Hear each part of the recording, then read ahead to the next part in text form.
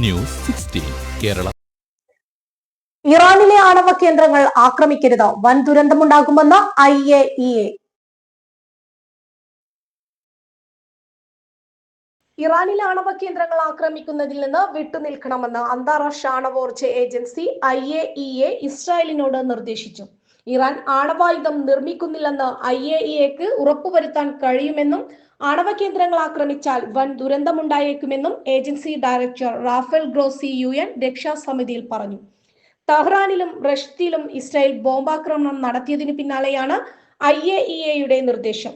കുട്ടികൾക്ക് നേരെയുള്ള അതിക്രമത്തിന്റെ പേരിൽ കഴിഞ്ഞ ദിവസം ഇസ്രായേലിനെ UN കരിമ്പട്ടികയിൽ ഉൾപ്പെടുത്തിയിരുന്നു.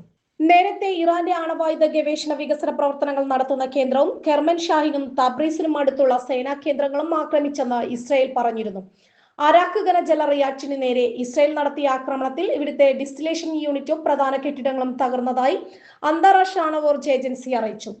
ആണവായുധ നിർമ്മാണത്തിൽ നിന്ന് വിട്ടുനിൽക്കാനും ഇക്കാര്യത്തിൽ സുതാര്യത ഉറപ്പാക്കാനും ഇറാൻ തയ്യാറായാൽ സംഘർഷം കൂടുതൽ പടരുന്നത് തടയാനാകുമെന്ന് ജർമ്മൻ വിദേശകാര്യമന്ത്രി ജോഹൻ വാഡഫൾ പറഞ്ഞു.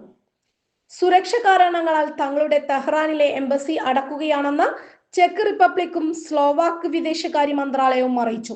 ഓസ്ട്രേലിയയും തെഹ്റാൻ എംബസിയും അടച്ചു.